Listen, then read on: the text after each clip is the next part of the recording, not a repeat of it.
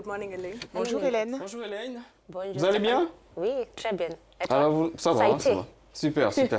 Vous nous parlez aujourd'hui d'un festival panafricain au Ghana. Oui. De quoi s'agit-il là? Yeah. So, this week, as you've mentioned, Cette semaine, je vous emmène au Ghana pour le festival de théâtre historique panafricain connu sous le nom de Panafest. Le Panafest de cette année a eu lieu sous le thème Panafest at 25, le pouvoir de la culture panafricaine. Le festival a débuté le 25 juillet et s'est terminé le 2 août. C'est un véhicule culturel pour créer un lien entre les Africains sur le continent et ceux de la diaspora, les réunir autour des questions soulevées par l'esclavage qui reste quelque peu tabou. Chaque année, depuis sa création en 1992, le thème de Panafest reflète l'avancement politique, social et économique des nations africaines et de la diaspora africaine en général. Cet événement culturel est consacré à l'amélioration des idéaux du panafricanisme et du développement du continent africain. Il est organisé tous les 2 ans pour les Africains et les afrodescendants, ainsi que pour toutes les personnes engagées dans le bien-être des Africains sur le continent et dans la diaspora.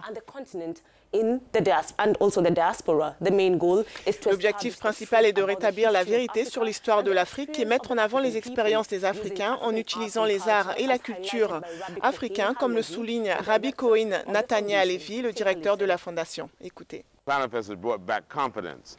Panafest a ramené la confiance à la communauté internationale, selon laquelle le Ghana est vraiment à la hauteur de sa réputation d'être l'étoile noire de l'Afrique.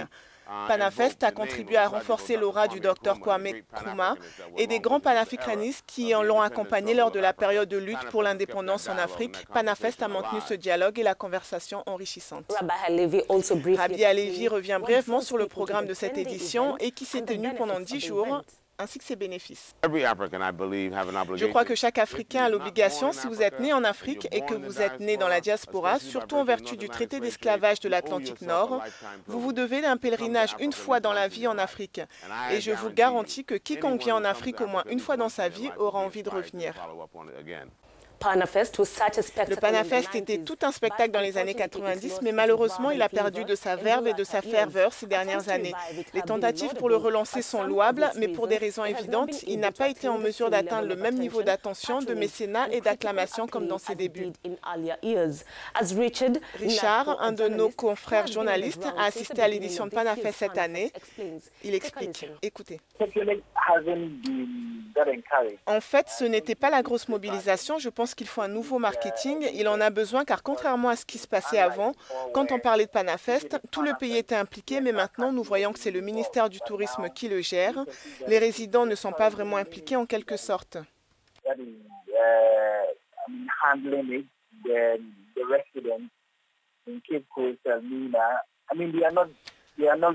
Auparavant, c'était un festival qui a été organisé comme n'importe quel festival traditionnel. Donc le parrainage a diminué. Aujourd'hui, les gens appellent au redémarrage de l'événement et à une renaissance de l'événement pour lui donner ce statut qu'il avait précédemment et qui lui avait été conféré par les organisateurs du festival ou les personnes qui l'ont conceptualisé. Cependant, le succès du festival dépend de nombreux facteurs, le soutien, le financement, la préparation et également la publicité, selon Richard. Sensibilisation, éducation, publicité et certainement impliquer profondément les gens parce que Cape Coast est la ville principale. Elmina est aussi une autre ville historique et donc s'il y a quelque chose comme ça, ça peut le faire. Et puis Accra doit être impliqué, mais je n'entends rien du côté d'Accra parce que la télévision, les écrans devraient être mis à contribution pour une bonne publicité. Lorsque l'événement approche, se dire « Ok, nous sommes à 1 mois de Panafest ».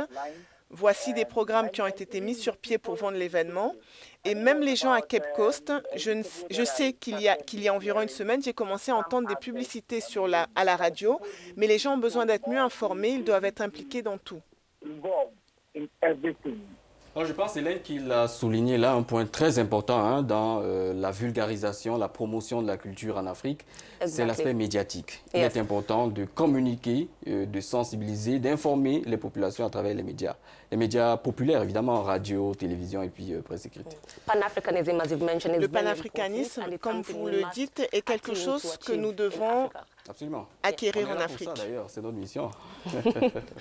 Voilà, c'était tout pour la rubrique Travel de cette semaine. Profitez du reste des images.